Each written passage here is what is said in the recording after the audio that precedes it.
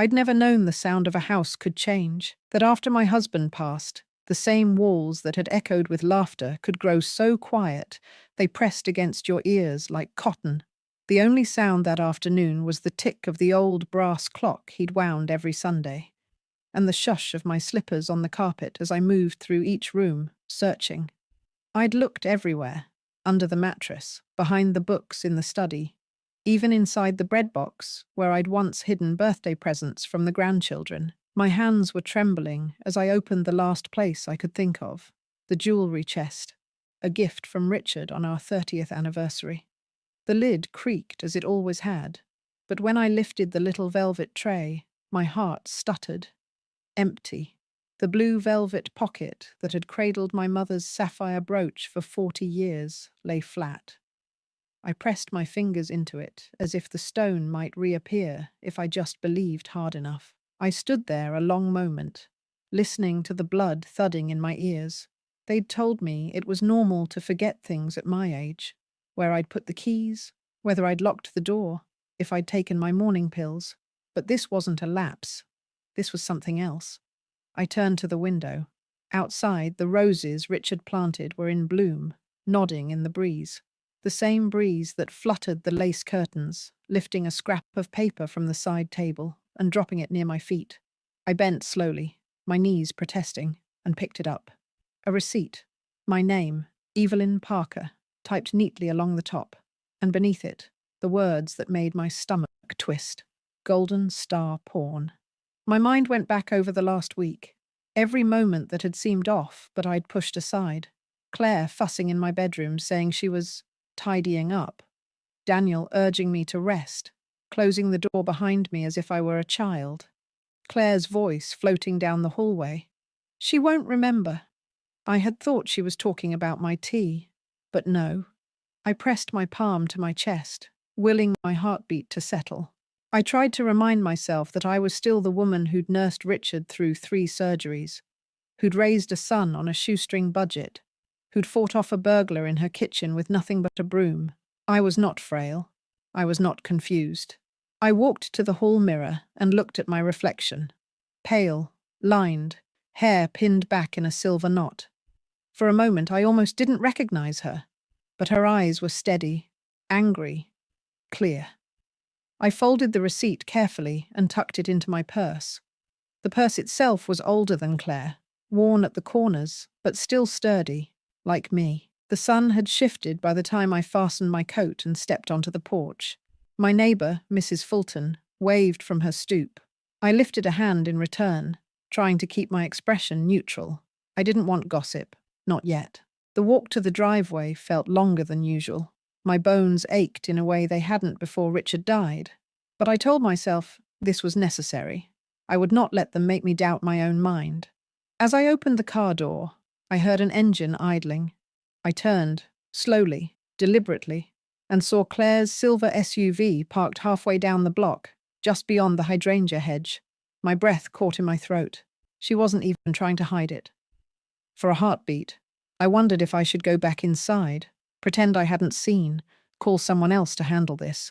But then I pictured my mother's brooch, the deep blue of it catching the light on my wedding day.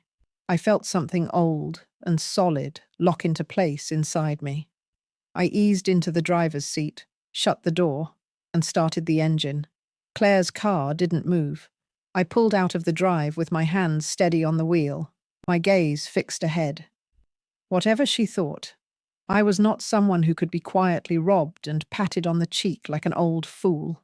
I was Evelyn Parker, and I was going to get my things back. The drive into town was only 15 minutes, but it felt like a lifetime. Every stop sign, every traffic light seemed to flicker with accusation, as if the world itself knew what was happening behind my closed doors.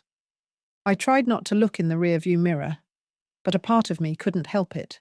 Claire's silver SUV followed at a distance, never close enough to be obvious, but never so far I could forget she was there. I gripped the steering wheel tighter. My hands looked thinner than I remembered, the veins ridged like dry riverbeds. I thought about all the times those hands had braided Daniel's hair when he was small, had packed his lunch, had tucked him in with the quilt my mother sewed.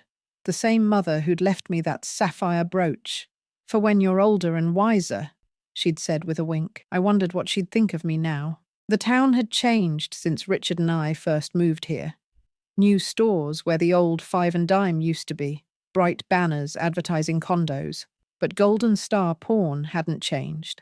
Same chipped sign, same dusty windows, same brass bell over the door that jangled when I stepped inside. The man behind the counter looked up from a ledger.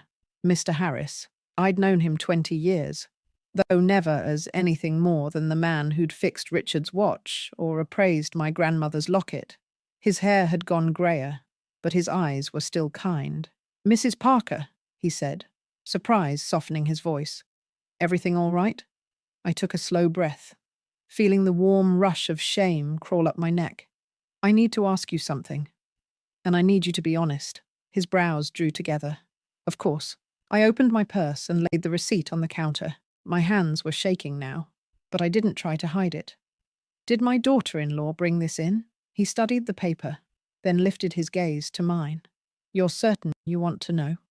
The tears I'd been fighting all morning welled up, but I didn't let them fall. "Yes," he exhaled, rubbing the back of his neck. "Mrs. Parker, I'm not supposed to." I leaned forward, my voice low. "I am not senile. I am not confused, and those pieces were never hers to sell." His eyes flickered past me, toward the window. I knew without turning that Claire was still out there, waiting. Finally, he nodded. "She was here 2 days ago. She said you wanted her to handle your affairs, that you were struggling." The shame turned to something hot and hard. Fury. "And you believed her?" I whispered. "I didn't know what to believe," he admitted. "But I recorded everything, just in case." He reached under the counter and pulled out a black binder. Flipping it open, he slid a photocopy across the glass. Claire's signature, scrawled in blue ink. Beside it, the list. Sapphire brooch, pearl necklace, engagement ring. My heart squeezed so tight, I thought I'd be sick. I closed my eyes. For a moment, all I could see was the day Richard slipped that ring on my finger. My hands so young then. My heart so hopeful. When I looked up, Mr. Harris was watching me gently. "I'm sorry," he said. I straightened my spine. "I'd like you to call the police." His eyebrows lifted. "You're sure?" "I'm sure." He nodded and reached for the phone. As he dialed, I turned to the window. Claire's SUV was gone. My pulse quickened. Was she on her way home to destroy more evidence, or to call Daniel and spin another story? I didn't know. But I knew one thing for certain. I wasn't going to let this be buried under polite silence. When Mr. Harris hung up, he met my gaze again. "Detective Ramirez will be here in 15 minutes. I swallowed. My mouth felt dry as dust. "Thank you." I rested my hand on the counter to steady myself. My legs felt like water. But my voice was strong when I spoke again. "I remember everything," I said softly, "and I won't be made to doubt it." Detective Ramirez arrived sooner than I expected. He stepped through the door with a quiet authority that filled the cluttered pawnshop. He was a tall man with a lined face that looked tired, but not unkind. "Mrs. Parker?" he asked, coming to stand beside me. "I'm Detective Ramirez. Mr. Harris called about a possible theft." I nodded, suddenly aware of how old I must look.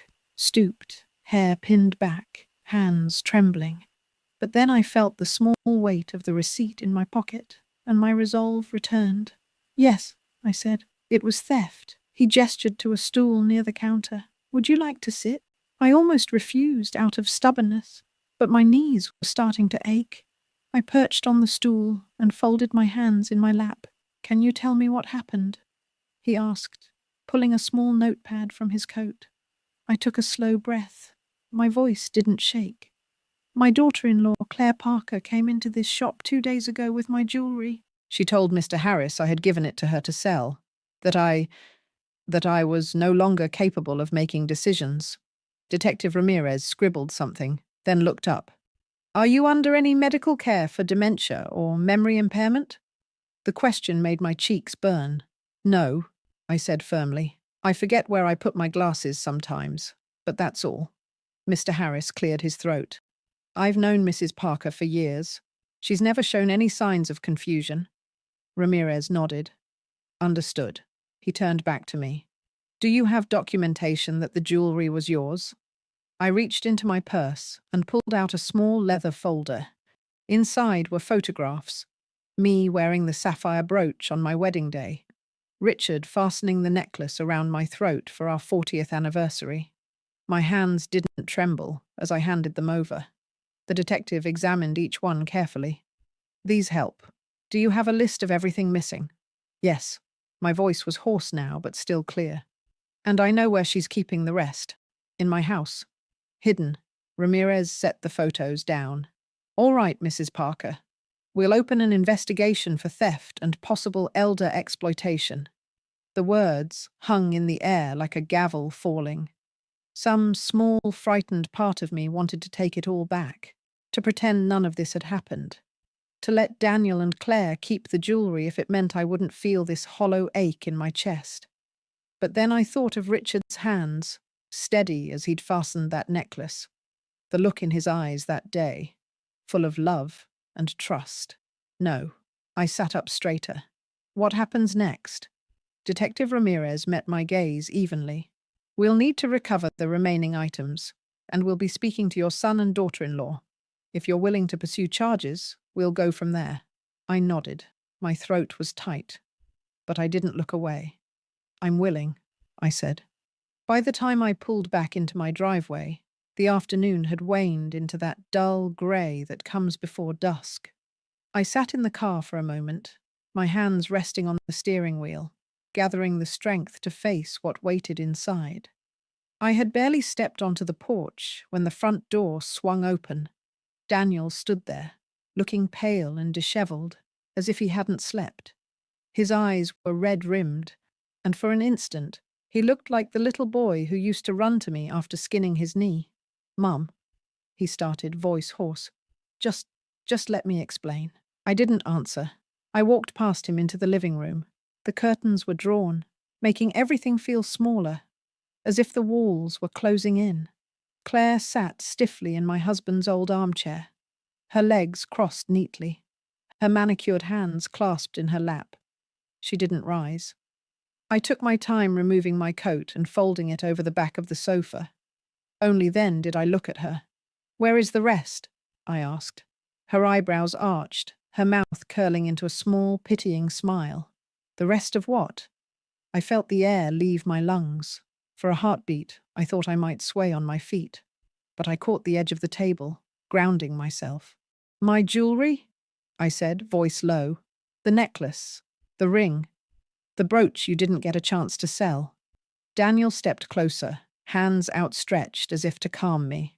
Mum, please. It's not what you think. Isn't it?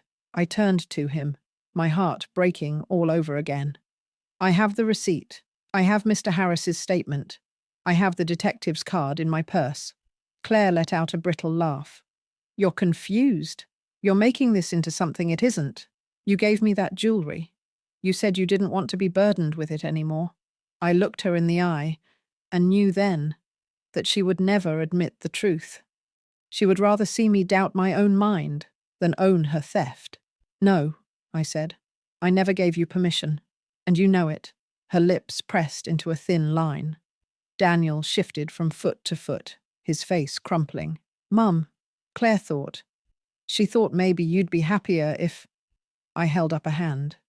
No more lies. I walked to the small writing desk by the window and opened the top drawer. I pulled out a thin folder and turned back to them. My voice felt raw in my throat. These are copies of the documents the detective gave me, I said, setting them on the coffee table. I've filed a police report. They'll be contacting you both. Claire's composure slipped. Her mouth opened, then closed again. For the first time, her face lost that patronizing softness. She looked furious. You can't do this, she hissed. You're old. You don't understand how this will look. I took a step closer so she could see that I wasn't afraid. I'm not the one who should be worried about appearances. Daniel swallowed hard, His eyes darted from me to Claire and back again. "Mum, please, this will ruin us." I thought of all the nights I'd lain awake after Richard died, worrying about whether Daniel was happy, whether I'd done enough as a mother, whether I was still needed. And then I realized, in the cold clarity of that moment, that love does not mean tolerating betrayal. "I want you to leave," I said. Daniel opened his mouth, but no words came. Claire stared at me as if she couldn't believe I had any fight left. "You have until tomorrow morning," I added. "I will not share my home with thieves." No one moved. The silence rang in my ears. Finally, Claire stood. She brushed past me, her shoulder bumping mine.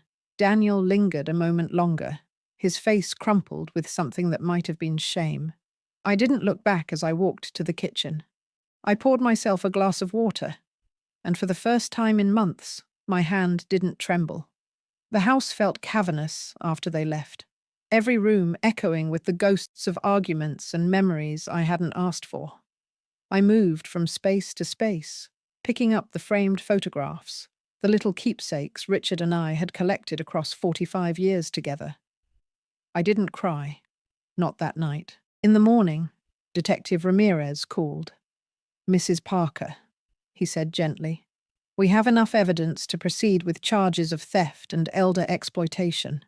Are you still prepared to move forward?" I looked out the kitchen window. The roses were wilting in the July heat. I pressed my fingers to the glass, remembering the day Richard planted them. The same day he told me, "You have to stand your ground, Evie, even when it's hardest." "Yes," I said. "I'm ready." Ramirez paused, as if giving me one last chance to change my mind. When I didn't, he cleared his throat. "All right, I'll be in touch soon." I ended the call and set the phone down, feeling an unexpected lightness. A strange relief in having finally spoken the truth, even if it shattered what was left of my family. That afternoon, Mrs. Fulton knocked on my door with a covered dish of lasagna. She'd heard some talk, she said, but she didn't ask for details. She just pressed the warm casserole into my hands and said, "You did the right thing." When she left, I set the dish on the table and sat down, my hands folded neatly in my lap. I let the tears come then, slow and silent. For Richard, for Daniel, for the life I thought I still had. I must have sat there for an hour before I finally stood. I went to the bedroom and opened the top drawer of my dresser. Carefully, I pulled out a small wooden box lined in blue velvet. The pieces that hadn't been stolen still lay inside: my wedding band, Richard's cufflinks, a little silver locket I'd worn as a girl. I touched each one, feeling the old memories stir. I thought about how easily someone can strip you of your past if you let them, how the world expects you to be docile when you're old. Not me. That evening, Ramirez called again. "Mrs. Parker, we've recovered some of your items from the shop. Would you like to come pick them up tomorrow?" I closed my eyes, feeling gratitude and sorrow all tangled together. "Yes," I said softly. "I would." As I hung up, the house felt a little less empty, a little more like my own again. The next morning dawned bright and unforgiving, the kind of light that shows every flaw, every crack in the walls. I was in the kitchen pouring my second cup of coffee when I heard the knock. It wasn't the hesitant tap of a neighbor or the official rap of the police. It was softer, almost apologetic. For a long moment, I considered not answering, letting whoever it was find their own way home. But something in me still hoped, foolishly, that my son might try to make things right. When I opened the door, Daniel stood there, shoulders slumped, eyes hollow. He looked like he hadn't slept in days. "Mum," he said, voice raw. "Can I come in?" I stepped aside without a word. He moved past me, pausing to look around the living room as if seeing it for the first time. His gaze lingered on the empty spaces where picture frames had once stood, frames I'd tucked away after the last argument. He sank onto the edge of the sofa, elbows resting on his knees. For a moment, neither of us spoke. The silence stretched, thick as old honey. Finally, he lifted his head. "I'm sorry," he whispered. I stayed standing, my hands folded neatly in front of me. "For what?" He swallowed hard. "For all of it. For letting her. For not stopping it." His voice broke, and he scrubbed a hand over his face. I thought maybe you were getting confused.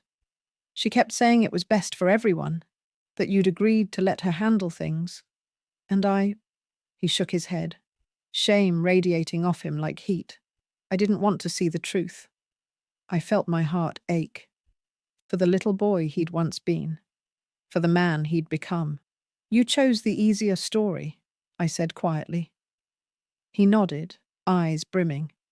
I did. For a moment I almost went to him, almost reached out to smooth his hair like I had when he was small. But then I remembered the weeks of doubt, the nights I lay awake, wondering if I was losing my mind. "Mum," he said again, voice trembling. "Please, don't press charges. Claire, she made mistakes, but she's scared. She thinks you'll ruin us." I felt something cold and steady slide into place behind my ribs. "I'm not the one who ruined anything," I said. His shoulders shook. I know that now." I moved to the armchair across from him and sat down, folding my hands in my lap. "Do you know what it feels like to be told you don't remember your own life?" He didn't answer, just bowed his head. "It feels like dying," I whispered, "like being erased piece by piece." He lifted his face, tears streaking his cheeks. "I never wanted to hurt you, but you did." My voice didn't waver. "You stood by and let her steal from me. Not just jewelry. Memories. My dignity." He looked like he was about to collapse in on himself. "What can I do?" I shook my head slowly. "That isn't a question for me to answer." We sat there a long time, the old clock ticking in the corner. Outside, the roses bent under their own weight, blossoms nodding in the breeze. Finally, he cleared his throat. If you press charges, I understand, but I had to come. I had to say I'm sorry." I studied him, this man I had raised, this stranger who had become my son, and I knew that forgiveness wasn't something I could offer yet. Maybe not ever. "I don't hate you," I said at last, "but I don't trust you." He closed his eyes. I could see the truth land like a blow. "I should go," he murmured. He stood slowly, as if every step cost him something. At the door, he paused and looked back. "I love you, Mum," he said, voice breaking. I didn't answer. After he left, I sat in the quiet for a long time. The old grief of losing Richard. The new grief of losing my son in another way. They braided together inside me, sharp and inescapable. But under the sorrow there was something else, a quiet certainty. I had done what I needed to do. That afternoon, Detective Ramirez called again. "Mrs. Parker," he said, "we've recovered the brooch. Would you like to come by the station?" I closed my eyes, exhaling slowly. "Yes," I said. "I'll be there." As I hung up the phone, the house felt both emptier and more my own than it had in years. I didn't hurry as I dressed. I chose the blue dress Richard had always liked, the one with the tiny white flowers that reminded him of our wedding. I pinned my hair back carefully, hands steadier than they'd been in weeks. It felt important somehow, to look like myself when I reclaimed what was mine. The drive to the station was quiet, no cars trailing behind me this time, no heart hammering in my throat, just the slow, inevitable unfolding of the truth. Detective Ramirez was waiting in the lobby when I arrived. He offered a small, respectful nod. "Mrs. Parker," he said, "we have everything catalogued for you." He led me down a narrow hallway to an unmarked room. Inside, a plain table held a small blue velvet pouch. The sight of it nearly took me to my knees. Ramirez paused, as if giving me a moment to collect myself. "I'm sorry you've had to go through this," he said quietly. I met his eyes. "I'm not sorry I stood up for myself." His mouth curved into something almost like a smile. That's good to hear. He stepped back, giving me space. I moved to the table and picked up the pouch. My fingers brushed over the worn velvet, remembering all the places it had been. Tucked in a drawer on my wedding night, locked in the safe when Daniel was born, hidden behind sweaters when times were uncertain. I eased it open and tilted it into my palm. The sapphire brooch slid out first, catching the fluorescent light in a flash of deep blue. I traced the familiar curve of the setting with my thumb, my mother's brooch. Her hands had fastened it to my collar on my wedding day, her eyes shining with unshed tears. Next came the pearl necklace, still gleaming despite everything. Richard had saved for nearly a year to buy it for me. He'd been so proud when he clasped it around my throat, whispering that I deserved every beautiful thing in the world. Last, the engagement ring. I held it up, watching the diamond catch the light.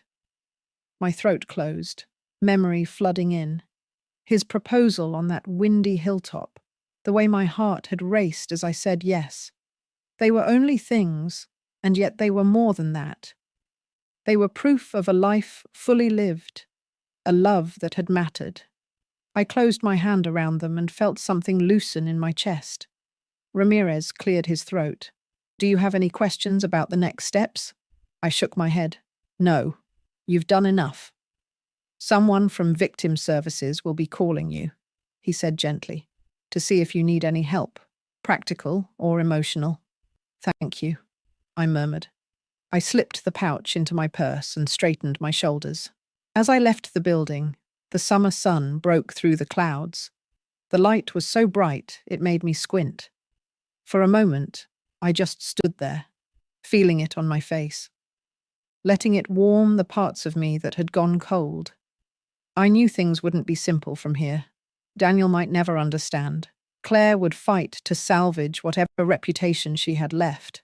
There would be phone calls, lawyers, perhaps even more bitterness. But I also knew something else. I had survived this. I had not been erased. When I pulled into my driveway, the roses were in bloom again, soft petals unfurling despite everything. I got out of the car and stood a moment, watching them nod in the breeze. Inside, the house felt different. Still quiet, but no longer oppressive. The silence had changed. It was mine again. I set the purse on the kitchen table and took the jewelry out one piece at a time. I didn't lock them away this time. Instead, I placed the brooch in a glass dish where I could see it. The necklace on the small bust Richard had made me in his woodworking shop. The ring in a velvet-lined box on the mantel. Proof of memory, of endurance, of love. I made a cup of tea and carried it to the front porch. The late afternoon light turned the garden gold. I thought of my mother, my husband, the child I'd raised, and the woman I still was. I wasn't fragile. I wasn't confused. I was Evelyn Parker, and I remembered everything.